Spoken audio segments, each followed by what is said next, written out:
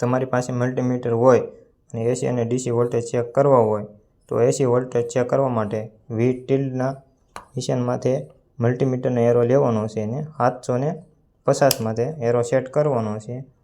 200 છે એ low voltage માટે છે.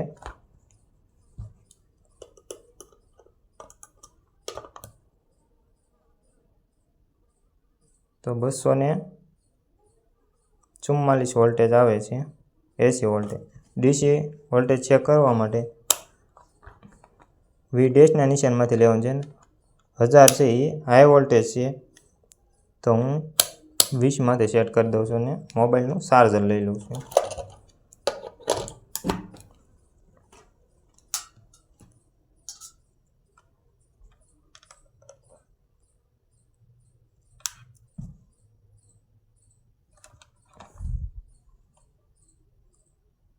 તો ડીસી વોલ્ટેજ મોબાઈલના ચાર્જરના 6.05 છે.